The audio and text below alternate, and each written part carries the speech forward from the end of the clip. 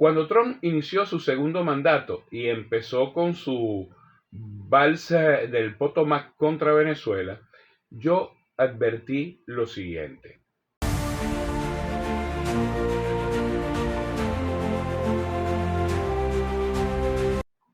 Epa, mi llave, feliz martes, feliz noche. Yo les dije, no, por supuesto que las sanciones, nuevas sanciones o modificaciones a las licencias que existan, que vayan en detrimento a Venezuela, nos van a afectar. Indiscutiblemente eso será así.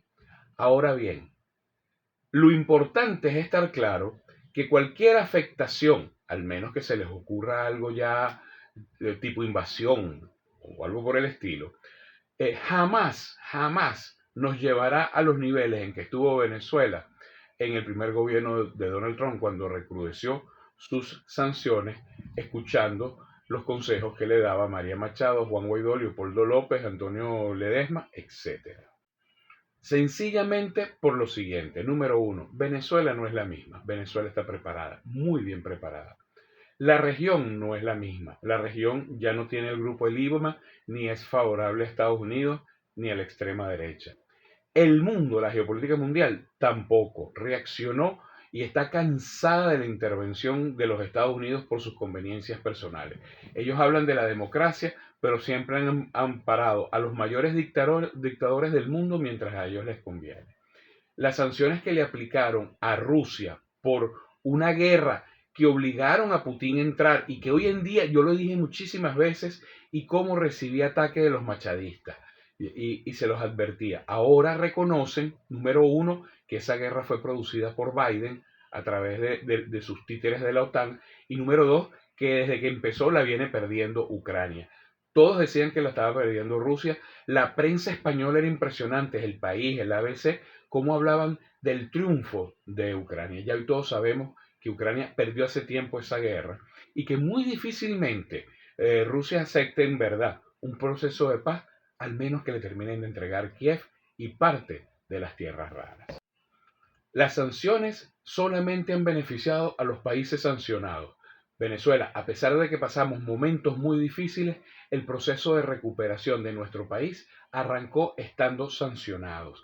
La recuperación de nuestra industria petrolera, nuestras industrias básicas y la industria privada comenzó estando sancionados. El pueblo que se quedó en Venezuela respondió. De igual manera, Rusia, bajo una guerra y sancionada con no sé cuántas, 15.000 sanciones creo que tiene Rusia, se le fueron todas las empresas extranjeras y ellos crearon sus propias empresas para sustituirlo.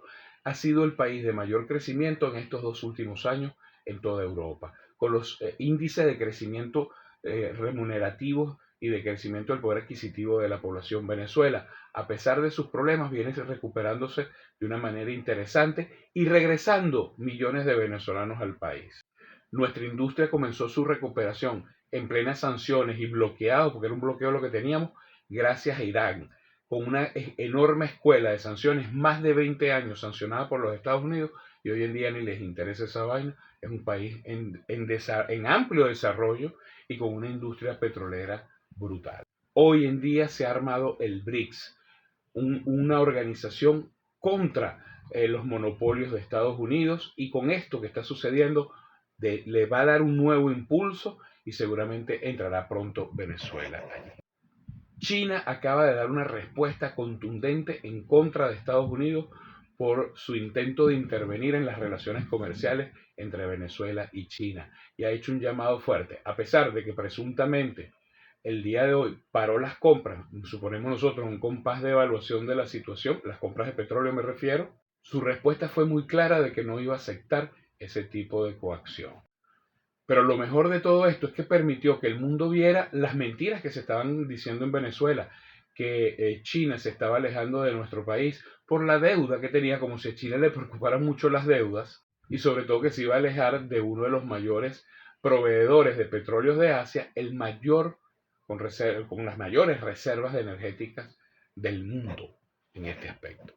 Pues bueno, rebelión en la granja. Resulta que no es solamente China la que dijo no aceptamos Donald Trump coacción ni tus intervenciones. Lo acaba de hacer España también.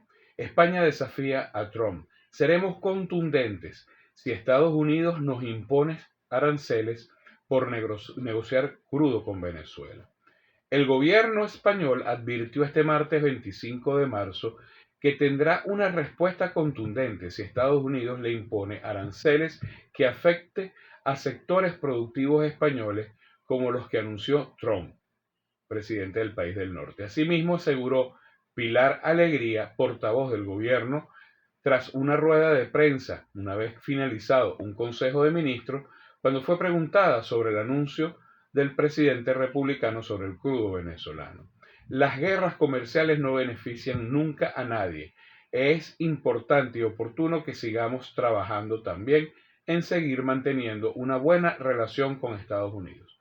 Sin embargo, no están dispuestos a aceptar más presiones, mucho más de parte de un miembro o de miembros de la Unión Europea que ya han sido bastantes ofendidos por el grosero Donald Trump. Por cierto, de la mano de esta declaración de España, también se dice que está tomada de esa mano Italia, por cuanto también Eni recibe petróleo de Venezuela y ninguno de estos dos países estarían en una buena situación precisamente por la guerra con Ucrania, propiciada por Estados Unidos, como para dejar de recibir nuestros petróleos. Más aún, que leí esta mañana, que se paralizó la distribución de petróleo desde Rusia hacia Europa por un ataque que hizo fuerzas militares ucranianas contra o una planta o un oleoducto, no tengo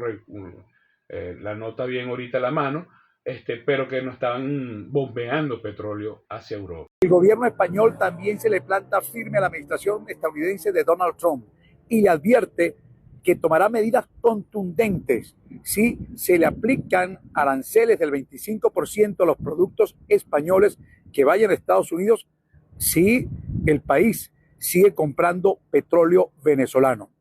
Esto lo ha advertido hoy la ministra portavoz del gobierno español, Pilar Alegría. Afirmó Alegría, tanto España como la Unión Europea están preparadas para dar una respuesta contundente en defensa de sus productores. En caso de que las medidas anunciadas por el presidente estadounidense Donald Trump se materialicen. Recuerden ustedes que el secretario de Estado Marco Rubio anunció el día de ayer que esta aplicación de nuevos aranceles 25% para países que compren petróleo venezolano entrará en vigencia a partir del próximo 2 de abril. Para España, el petróleo venezolano en el año 2024 se volvió, un insumo clave para su industria. Más de 60.000 barriles diarios envió la empresa española Repsol, que tiene operaciones en Venezuela, a España. En esta operación con la empresa Repsol también participa de forma aliada la empresa italiana Eni. Es decir, para Europa el petróleo venezolano en este momento es clave, sobre todo por la situación que se vive en el conflicto con Rusia. Muchos decían la semana pasada que China le estaba dando la espalda a Venezuela y la respuesta de China fue inmediata, pero para que ustedes vean lo radicalmente distinto que es la realidad. Marco Rubio acaba de anunciar que viajará a Jamaica, Guyana y Surinam para contrarrestar la influencia de Venezuela y China en la región. Señores, este titular es importantísimo porque te refleja quién, se acuerda que yo siempre les doy una frase que les molesta a algunos muchísimo. ¿Quién tiene el sartén agarrado por la mano? Lo tiene el país que tiene las mayores reservas de petróleo, las mayores reservas energéticas y que es el centro del equilibrio energético del mundo y que Venezuela está trabajando en este sentido muy responsablemente. Además, Marco Rubio pretende reunirse o tener reuniones bilaterales con los líderes de Barbados, Trinidad y Tobago y Haití. Ojalá que fuera Haití a ayudar a ese país que le hace falta. Entre tanto, John Bolton aseveró que Donald Trump es una aberración para la política estadounidense. Este martes, John Bolton, ex asesor de la Casa Blanca, expresó en su red social X que el presidente estadounidense es una monstruosidad política para el país que podía ocasionar daños irreparables. Yo no sé por qué esto me recuerda tanto a María Machado. Trump es una aberración en la política estadounidense. Su capacidad de causar daño es enorme, expresó el político que lo aconsejó en su primer gobierno. Bolton también advirtió que Europa debe ser cautelosa con Trump, ya que cualquier reacción exagerada de los líderes del bloque hacia Estados Unidos podrían tener graves consecuencias para Occidente. Según Bolton, Trump se preocupa solo de sus propios intereses y desea estar rodeado de siervos que le obedezcan sin cuestionar. Por cierto, que la economía estadounidense se sigue recalentando y muy casualmente hoy aparecen notas como la siguiente: fuerte caída en ventas y precios de vivienda en la Florida auguran una nueva burbuja inmobiliaria. Mientras tanto, algo que me genera muchísima curiosidad, muchísima atención es lo siguiente: Venezuela tiene un martes negro. Esta frase es de el tristemente conocido José Guerra, uno de los personajes políticos y de la economía más grises que tiene nuestro país. Según pues hemos tenido una macro devaluación del Bolívar. Este 25 de marzo del 2025, la moneda venezolana sufrió una nueva devaluación, la más fuerte de los últimos días, dejando sus ciudadanos más empobrecidos. No, hoy es otra frase diferente de José Guerra y de NTN 24, uno de estos medios que ya sabemos que han sido pagados con dinero la USAID, sin que se reste la importancia de esta devaluación. La caída del Bolívar respecto al dólar fue de 6.4%, acumulando 40% en lo que va de 3 meses. Acuérdense que hemos tenido épocas mucho peores y ya los hemos venido superando. Sabemos que la economía es fluctuante, no es una recuperación constante, creciente y siempre ascendente, sino que tiene estas situaciones, más aún cuando tenemos un dólar paralelo que es manejado políticamente desde afuera y que siempre se altera cuando hay momentos políticos claves en nuestro país. Y cuidado, ojo, el dólar oficial también puede tender a tener abruptas crecidas en unos momentos de desajustes y de temor, por cuanto es la respuesta real de una moneda en cualquier parte del mundo ante el desasosiego y la duda. Pero sigamos leyendo. Mientras que la caída en un año ha sido de 164%, dejando ahora el salario mínimo de los empleados pensionados en 1.25 dólares, como si aquí no fuera al revés, como si aquí finalmente todo está en dólar y en todo caso puede que se pague en bolívar, no es al revés, no es que se pague en bolívares y luego lo cambias en dólares, para que ustedes vean cómo es la manipulación mediática. Y bueno, por eso es que José Guerra es lo más paupérrimo que existe en nuestro país en este sentido.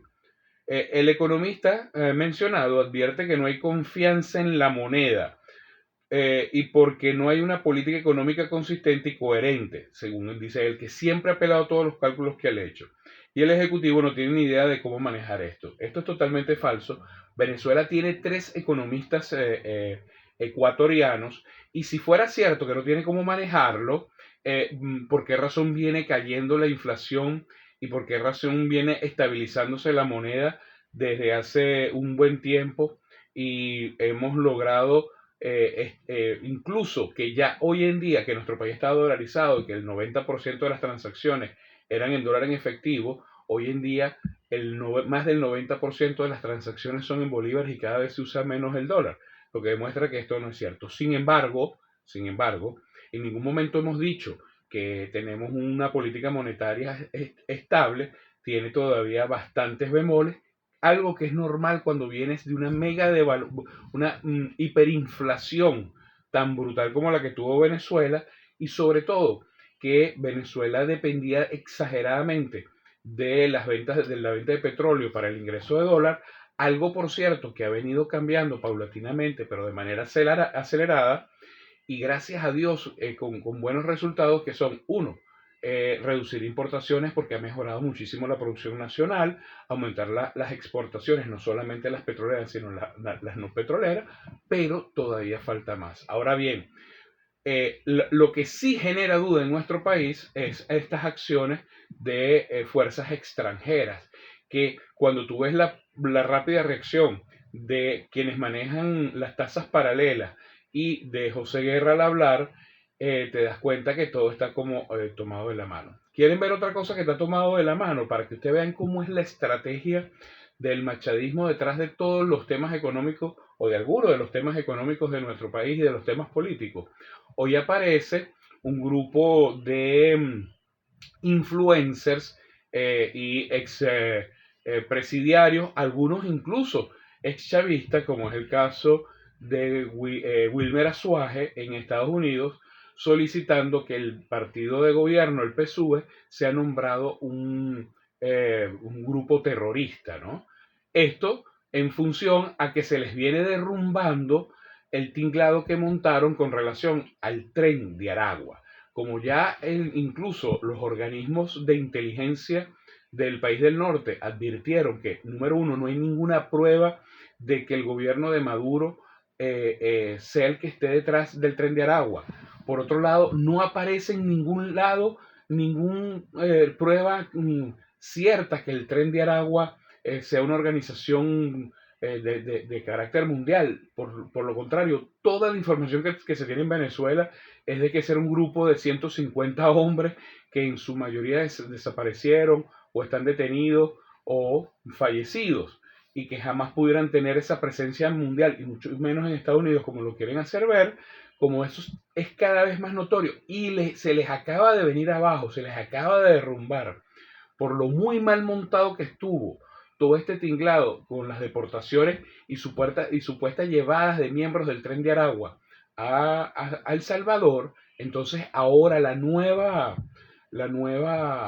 acción es a través de este triste personaje, William Azuaje, un hombre enfermo de verdad, con unas características de discurso pobre, muy pobre y muy absurdo, muy infantil incluso, que bueno, financiado probablemente con dinero de la USAID y todo esto. Una buena pregunta: ¿quién financia esos viajes desde República Dominicana a Estados Unidos? ¿Quién financia la panadería que montó en Estados Unidos? Bueno, va ahora a distraer la atención de todo el fracaso anterior y, bueno, ver si pegan una nueva con este tema de declarar el PSUV un grupo terrorista. Así tenemos el análisis del día de hoy de todo lo sucedido.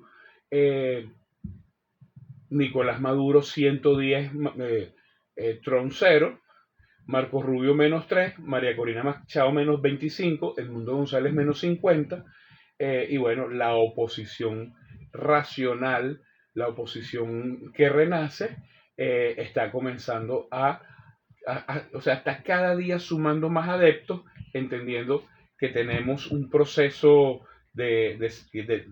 está en nuestras manos salvar el país. Y bueno, hoy vemos, por ejemplo, grupos disidentes que estuvieron con María Machado, personas importantes, relevantes de 20 Venezuela, separándose abiertamente y de forma bien frontal, abriendo tienda aparte y anunciando que acude a las próximas elecciones, lo que además termina de desmontar la falsedad del fraude, del supuesto fraude electoral del 28 de julio.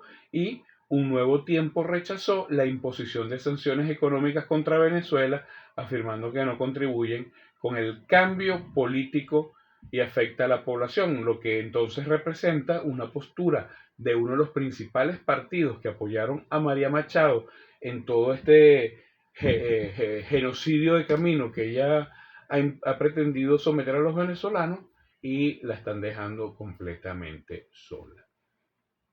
Interesantísimo todo el acontecer que está pasando en Venezuela, y yo sigo viendo Venezuela cada vez mejor, cada vez más fortalecida y sus enemigos cada vez más secos.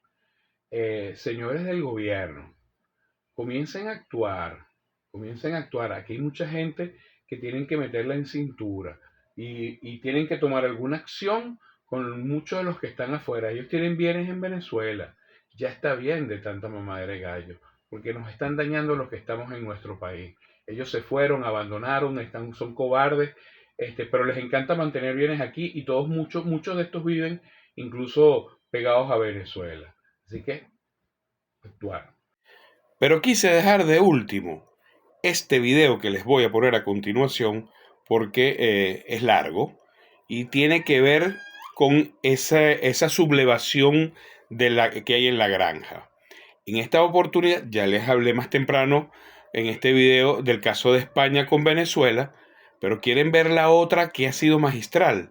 Miren ustedes este video donde le habla de la jugada que acaba de hacer la presidenta de México, Claudia Sheinbaum, cómo ha desarmado todo lo que es el sistema de apoyos de Donald Trump. Impresionante.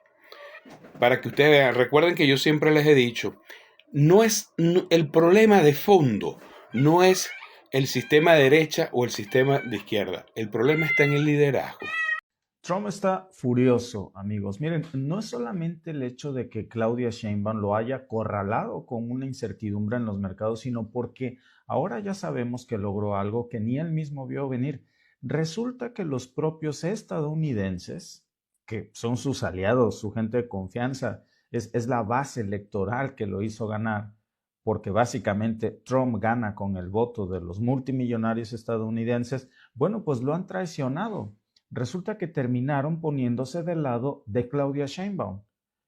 Y esto, claro, no pasa por convicción, pasa por un miedo que Sheinbaum supo explotar milímetro a milímetro. Trump quiso jugar con el fuego de los aranceles del 25% la semana pasada a las importaciones mexicanas porque de alguna manera pensó que México pues iba a doblar las manos como en las épocas anteriores en las que pues estaba acostumbrado. Lo que pasa es que ahora Sheinbaum no solamente responde, sino que ya vemos que lo hace con una estrategia muy calculada para dividir la base electoral más poderosa del círculo más cercano de Donald Trump. ¿Cómo lo hizo? Bueno, sembró la incertidumbre en los mercados, hizo que reventara el pánico para que esto pues hiciera su trabajo y cuando Trump se dio cuenta, los empresarios estadounidenses, los sindicatos, incluso muchos republicanos adinerados, pues ya estaban traicionando a Trump, exigiéndole que reculara. Pero esto no es solamente una guerra de aranceles. Lo que Sheinbaum está haciendo es algo mucho más grande. No está simplemente reaccionando. Sheinbaum movió las piezas para hacer un enroque que ya vimos que cambió toda la relación de poder entre México y quien realmente mueve a Estados Unidos, que es el 1% de la población más rica del mundo y que muchos de ellos viven en territorio estadounidense. Déjenme mostrarles algunas notas, por cierto, de lo que se dice de este lado. Bueno, no de este lado, hoy por cierto estamos transmitiendo desde Lisboa, Portugal. Vamos a preparar una información muy importante para ustedes, pero déjenme mostrarles lo que se está hablando de Claudia Sheinbaum en los medios estadounidenses. Y ahí pueden ver cómo básicamente la lectura que se le está dando es que Trump, pues en su arrogancia, le dio la excusa perfecta a Claudia Sheinbaum para poner a los multimillonarios que lo pusieron ahí en el poder en su contra. Y miren cómo es que Sheinbaum logra llevar a Trump hasta esta trampa, porque desde el primer momento en el que Trump anuncia sus aranceles, pues el mercado comienza a reaccionar como si de alguna forma hubiera lanzado un misil financiero. Wall Street se desploma. La semana pasada vimos algo que no se había visto en los mercados desde hace muchísimo tiempo. Los inversionistas pues entraron en pánico. Las empresas que dependen del comercio con México, que por cierto son muchísimas más de las que Trump creía, pues empezaron a exigirle a Trump explicaciones. Pero estamos hablando de empresas y multimillonarios estadounidenses, no mexicanos. Y la verdadera jugada de Claudia Sheinbaum, fíjense, no fue solamente anunciar represalias, sino que también hizo algo que los analistas no vieron venir, que es, y lo comentábamos puntualmente la semana pasada, y ahora ustedes están aquí corroborando que lo que decíamos nosotros es cierto. Lo que Claudia Sheinbaum hizo fue retrasar la respuesta de México a propósito para generar incertidumbre en los mercados. ¿Qué hizo con esto Sheinbaum? Pues Sheinbaum, México se tomó su tiempo, Sheinbaum de alguna manera dejó pasar los días y estos días pues lo que hicieron fue generar una duda tremenda en los mercados sobre pues qué es lo que iba a hacer México, qué es lo que estaba preparando realmente Claudia Sheinbaum, qué sectores de los multimillonarios iba a golpear Sheinbaum. Sheinbaum no iba a golpear a Donald Trump. Sheinbaum iba a golpear a los amigos adinerados de Donald Trump, pero nadie sabía exactamente a cuáles, salvo Ford y General Motors. De ahí en fuera no sabíamos cuál era el resto de la lista. Eran los agricultores, eran la industria automotriz, era el petróleo. La incertidumbre por eso fue tan grande que mientras estaba corriendo el reloj para el domingo, pues las empresas estadounidenses que dependen de México comenzaron cada vez a presionar, claro, mucho más fuerte a Donald Trump desde adentro. Esa era la jugada de Claudia Sheinbaum. No se trataba solamente de lanzar un contraataque económico contra Donald Trump. Es más, esto ni siquiera tenía que ver con Donald Trump, porque aunque a muchos les cueste admitirlo, pues México es el segundo socio comercial más grande de Estados Unidos. Y Sheinbaum entendió muy claro que lo que ella dijera o dejara de decir le importaba tal vez muy poco a Trump, pero no así viniendo de sus amigos multimillonarios. Y si los lograba poner en su contra, pues créanme que el juego cambiaba. Y entonces, ¿por qué? Pues porque no solamente iban a caer esos amigos adinerados, sino que hablábamos de millones de empleos en Texas, en California, en Arizona, en muchos otros estados que dependen también del comercio de México. Y cuando esos empleos están en riesgo, pues hasta los aliados más fieles de Donald Trump comenzaron a dudar. Y fíjense, aquí viene lo mejor, porque mientras en Estados Unidos estaba reinando todo este caos, Sheinbaum ya tenía su famosísimo plan B desde enero y su equipo venía preparando precisamente este momento muy cuidadosamente para reducir la dependencia de los Estados Unidos y algo muy peligroso para Washington, redirigir el comercio hacia otros mercados. Fíjense en estas notas que yo hoy a fuerza de propósito les estoy mostrando notas estadounidenses, porque digo, no falta quien dice que esta es una percepción mía, porque pues yo soy mexicano, pero esta es la percepción que se tiene en Estados Unidos, que además son datos reales. La jugada maestra que hace Sheinbaum, el movimiento más fuerte es en Pemex, porque resulta que mientras Trump estaba lanzando esta amenaza arancelaria, pues Sheinbaum estaba buscando al mismo tiempo, sin perder el tiempo, negociaciones para vender el petróleo de México en Asia y en Europa. Cuando cae el anuncio de los aranceles, ¿qué pasa? Pues que México simplemente dijo, bueno, si Estados Unidos quiere encarecer nuestro petróleo, pues adivina qué, excelente noticia, porque yo ya tengo quien me lo compre y ahora me lo va a comprar más caro. Hablamos de China, hablamos de India, hablamos de varios países europeos que ya estaban anotados en la lista para comprar crudo mexicano. Se lo estaban, pero peleando. Y fíjense, repito, aquí están mis fuentes que no son fuentes mexicanas, porque alguien puede decir, bueno, esto es una percepción de México. No. Y aquí es donde viene el golpe maestro. México tiene petróleo pesado, que es el tipo de crudo que resulta que las refinerías en Asia necesitan y que Estados Unidos ya no puede procesar como antes. Entonces, el mensaje de Claudia Sheinbaum fue además muy inteligente, pero fue un dardo durísimo para la administración Trump. Si Trump quiere castigar a México, son los multimillonarios de los Estados Unidos los que pagarán las consecuencias. Y cuando tú le tocas el bolsillo a los multimillonarios, eso sí les duele y mueven lo que sea necesario para que esto se detenga. Además de que Estados Unidos, claro, se iba a quedar sin petróleo barato.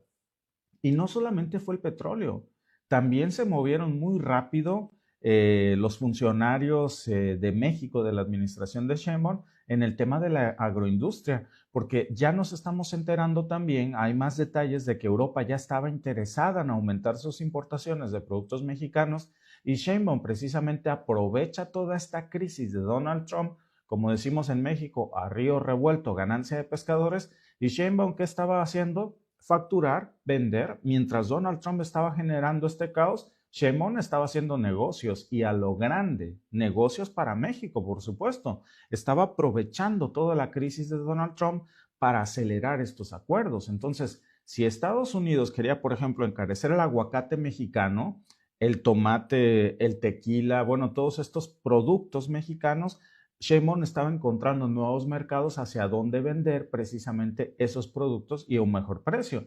Entonces, mientras en la frontera pues estaba haciendo este caos absoluto, miles de camiones ya estaban varados, millones de dólares en mercancía detenida y empresarios estadounidenses pues que dependían de la cadena de suministro mexicana que estaban perdiendo la cabeza. Repito, no nada más en Texas, en Arizona, en California, los productores de carne estadounidense, de cerdos, de lácteos, que ya habían sufrido muchísimo con Trump en el 2018, pues ya comenzaban a exigirle, no a pedirle, a exigirle que arreglara su problema con México. Y pues Trump, en su clásico estilo, de alguna forma pensó que podía ganar la pelea contra Claudia Sheinbaum. Lo que no sabía es que ahora era Sheinbaum y sus aliados multimillonarios estadounidenses que estaban traicionando a Donald Trump porque no querían ver cómo sus negocios caían.